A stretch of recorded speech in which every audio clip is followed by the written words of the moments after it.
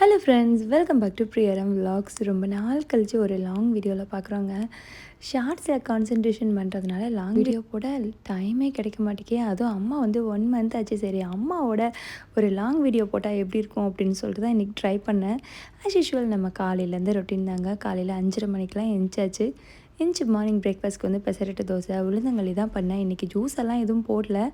So உளுந்தங்களி பண்ணி பெசரட்டு தோசை தான் பாப்பா அவங்க சாப்பிட்றதுக்கு. அவங்க மார்னிங் பிரேக்ஃபாஸ்ட் வீட்லேயே சாப்பிட்டு போயிடுறதுனால எனக்கு வந்து கொஞ்சம் டென்ஷன் ஃப்ரீ. ஏன்னா இல்லை ஸ்கூலில் போய்ட்டு சாப்பிட்றாங்களா சாப்பிட மாட்டாங்களா அப்படிங்கிற ஒரு இதுலேயே இருக்கணும். இதுனா வீட்டுக்கு முன்னாடி அவங்க கண்ணு முன்னாடி சாப்பிட்டுட்டும் போயிடுவாங்க. ஸ்கூலுக்கு கொஞ்சம் ஃப்ரூட்ஸ் கொடுத்து விடும்போது அவங்களுக்கு வந்து அன்னைக்கோட அந்த ஃப்ரூட்ஸ் உள்ள இன்டேக் எடுத்த மாதிரியும் ஆகிடும். அதனால தான் நான் அப்படி பண்ணுவேன். இந்த மாதிரி கருப்பு கவுனி அரிசியில் உளுந்தங்களியில் செஞ்சு பாருங்கள், ரொம்ப சூப்பராக இருக்குது. நார்மலாக நம்ம வந்து பச்சரிசி உளுந்து தானே போடுவோம். ஸோ இந்த மாதிரி கருப்பு கவுனி அரிசியில் பண்ணி பாருங்கள், செம்மையாக இருக்குங்க. அது ஆனால் நல்லா வறுத்துக்கணும். நான் அதை தனியாக ஒரு நாள் ஒரு வீடியோ போடுறேன், அப்போ இன்னும் கொஞ்சமே உங்களுக்கு ஈஸியாக இருக்கும். ஸோ பிரேக்ஃபாஸ்ட்டுக்கு வந்து பெசரட்டு தோசையும் சட்னியும் தான்.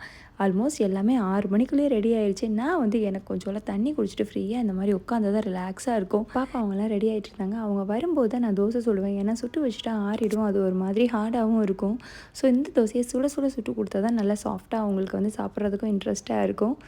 மார்னிங் பிரேக்ஃபாஸ்ட்டை சாப்பிட்டு முடிச்சுட்டு ஸ்கூலுக்கு கொண்டு போனது வந்து பார்த்திங்கன்னா ஒரு 4-5 ஸ்ட்ராபெரியும் ஒரே ஒரு ப்ளம்ஸும் தான் கொடுத்து விட்டேன். இந்த டிஃபன் பாக்ஸ்க்கு என்ன ஃப்ரூட்ஸ் கொடுத்து விடன்னு யோசிக்கிறதே எனக்கு ஒரு பெரிய வேலைங்க. ஏன்னா அது ரிப்பீட்டடாகவும் ஆகக்கூடாது, அவங்களுக்கு பிடிச்சதாகவும் இருக்கணும். அந்த மாதிரிக்கு 6:22க்கெலாம் எல்லா வேலையும் முடிஞ்சுட்டு அவங்களுமே வந்து கிளம்பிட்டாங்க.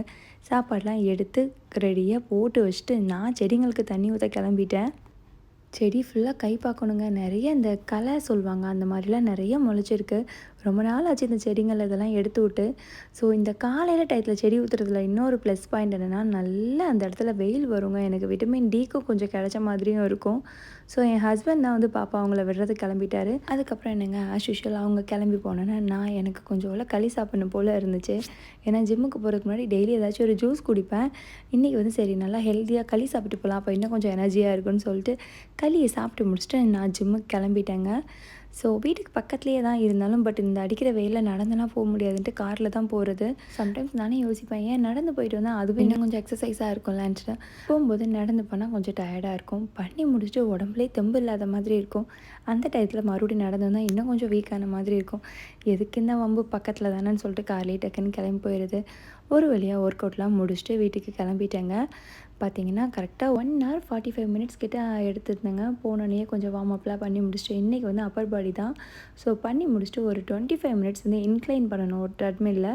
அதையும் முடிச்சுட்டு வீட்டுக்கு வந்து அம்மா துணி காய போட்டுட்டு இருந்தாங்க. சரின்னு சொல்லிட்டு அம்மா கூட கொஞ்சம் துணி எல்லாம் காய போட்டுட்டு கடன்னு குளிச்சுட்டு சாப்பிட்டுட்டு கிளம்பியாச்சு பர்ச்சேசிங்க்கு. ஜிம்முக்கு போயிட்டு வந்ததுக்கும் தலைக்கு குளித்ததுக்கும் அப்படியே தூக்கமாக வந்துச்சு. வெஜிடபிள்ஸ்லாம் காலி ஆகிடுச்சு, ஃப்ரூட்ஸ் எல்லாம் வாங்கணும். பிரியா இல்லை கிளம்பு அப்படின்னு சொல்லிட்டு என்னையை நானே மோட்டிவேட் பண்ணிட்டு கிளம்பிட்டேங்க. ஸோ பக்கத்தில் இருக்கிற அல்மீரா தான், ஜஸ்ட்டு ஒரு 1 ஹவரில் போயிட்டு வந்துடலாம், இங்கே தானே இருக்குதுன்னு சொல்லிட்டு தான் கிளம்புனேன். பர்ச்சேஸ்னால் மோஸ்ட்லி ஈவினிங் தான் போவேன். சரி, இது கொஞ்சம் நேரத்தில் டக்குன்னு வந்துடலாம், ஏன்னா வீட்டுக்கு க்ளீனர் அவங்க வேறு வருவாங்க. அவங்க வர்றதுக்குள்ளேயும் கூட வரணும் அப்படிங்கிற மாதிரி ஜஸ்ட் ஒரு 45 மினிட் டைமிங்குள்ளேயே போயிட்டு வர மாதிரி தான் இல்லையா. ஸோ அதனால் கடன்னு போயிட்டு கடன்னு வந்தாச்சு.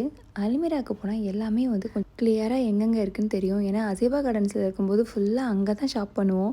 அதனால வந்து அந்த பழக்கமோ என்னென்னு தெரியல, இந்த கடைக்கே தான் அடிக்கடி போகிறது. நமக்கு ஒரு இடத்துல இது இங்கெங்கே இருக்குன்னு தெரிஞ்சால் ஈஸியாக இருக்கும் இல்லையா ஷாப்பிங் பண்ணுறதுக்கு.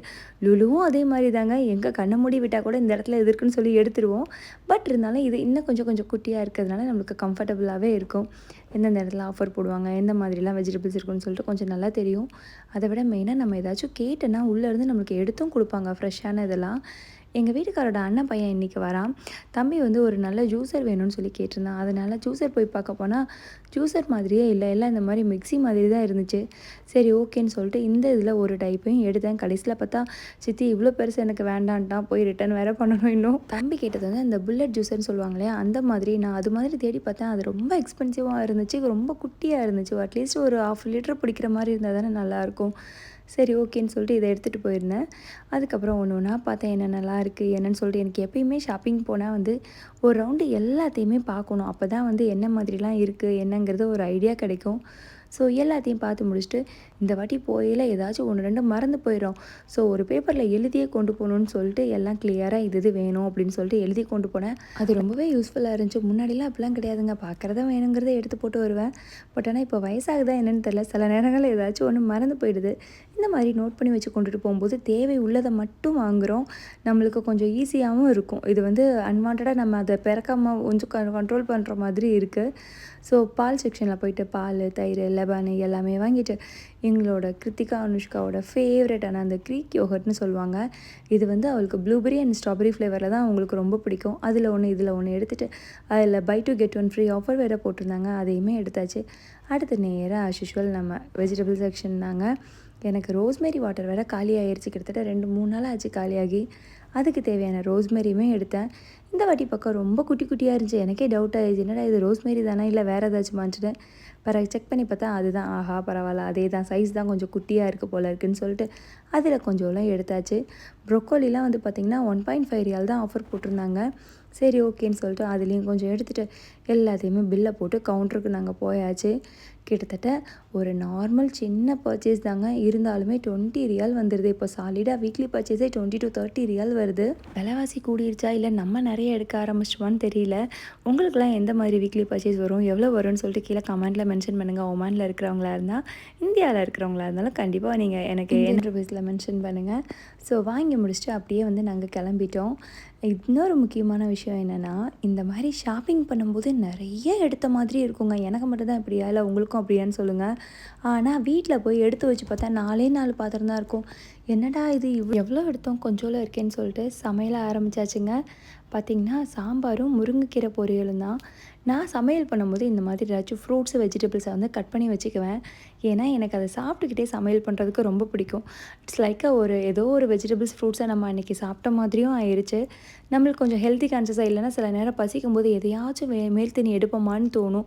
அதிலேருந்து கண்ட்ரோல் பண்ணுறதுக்காக இந்த மாதிரி நான் செஞ்சு சாப்பிடுவேன். சில நாள் வந்து குக்கும்பர், சில நாள் வந்து ஃப்ரூட்ஸ் அந்த மாதிரி கட் பண்ணி ரெடியாக வச்சுக்குவேன். நான் சொல்லியிருந்தேன் இல்லையா, என் ஹஸ்பண்டோட அண்ணன் பையன் வந்து வந்துட்டாங்க. நிறைய சாமான் கொண்டு வந்திருந்தாங்க. ஊர்லேருந்து எக்கச்சக்க ஸ்நாக்ஸு, பருப்புங்க, ஸ்வீட்ஸு எல்லாமே கொண்டு வந்திருந்தாங்க. அடுத்து என்னோடய ஃபேவரட் பிராண்டான பிளான் ஸ்டீலேருந்து கொஞ்சம் சோப்பு, ஸ்க்ரப்பு எல்லாமே வந்து வாங்கிட்டு வந்திருந்தாங்க. இட் மீன்ஸ் நான் ஆர்டர் போட்டிருந்தேன், அதை அப்படியே வந்து எடுத்துகிட்டு வந்திருந்தாங்க. ஸோ எல்லாத்தையுமே ஃப்ரிட்ஜுக்குள்ளே அடுக்கி வைக்கும்போது ஒரு சந்தோஷம் இருக்குமே, அப்பா அப்படிங்கிற மாதிரிக்கு. அம்மா கொஞ்சம் ராகி களி வந்து கிண்டியிருந்தாங்க. இட்ஸ் லைக் கஞ்சி சொல்லுவோம் இல்லையா அது. அதுக்கப்புறம் ஆஸ்யூஷுவல் நம்ம சாம்பார், முருங்கைக்கீரை பொரியெல்லாம் வச்சு சாப்பிட்டு முடிச்சுட்டு என் ஹஸ்பண்ட் 2 பேர் கூடயும் பேசிகிட்டு இருந்தாங்க. மாரிச்சாமி கூடயும் பர்னி கூடயும் பேசி முடிச்சுட்டு அவங்களும் சாப்பிட்டு கிளம்பிட்டாங்க. ஸோ எனக்கு அடுத்து மாம்ஸ் டியூட்டிங்கிற மாதிரி டியூஷன் பிக்கப் ட்ராப் வந்து ஸ்டார்ட் ஆகிடுச்சுங்க. கரெக்டாக போகுது, வேலை பிஸியாகவே இருக்கிற மாதிரி இருக்குது. இன்றைக்கி கிளைமேட்டுமே ரொம்ப சூப்பராக இருந்துச்சு. அதுக்கப்புறம் டியூஷன்லேருந்து பாப்பா அவங்கெல்லாம் கூட்டி வந்துட்டு எங்கள் அம்மா ரெடியாக வந்து பானிபூரி பண்ணி வச்சுருந்தாங்க. ஸோ பானிபூரி ஆலு ஸ்டஃப் பண்ணி அந்த மின்ட் சட்னி இருக்கு இல்லையா, இட்ஸ் லைக் லிக்விட் வாட்டர் பானி சொல்லுவாங்க, அதை ஊற்றி சாப்பிடும்போது செம்மையாக இருந்துச்சுங்க. ரொம்ப சூப்பராக இருந்துச்சு. கடையெல்லாம் என்ன இருக்குது, அதை விட செம்ம டேஸ்ட்டாக இருந்துச்சு. ஸோ சாப்பிட்டுட்டு ஈவினிங் ஸ்நாக்ஸை வந்து முடிச்சாச்சு. இது வந்து ஒரு டே இன் மை லைஃப்னே வச்சுக்கலாம். அந்த மாதிரி தான் எடுத்திருக்கேன் கிட்டத்தட்ட. ஏன்னா ரொம்ப நாள் ஆச்சா, எனக்கே மறந்து போச்சு என்னென்ன நம்ம கவர் பண்ணுவோம் நார்மலாக அப்படிங்கிற மாதிரிக்கு. ஸோ இன்னொரு நல்ல வீடியோவில் நம்ம சீக்கிரமே மீட் பண்ணுவோம். மறக்காம என்னோட சேனலை லைக் பண்ணுங்கள், ஷேர் பண்ணுங்கள், மெயினாக சப்ஸ்கிரைப் பண்ணுங்கள். பை.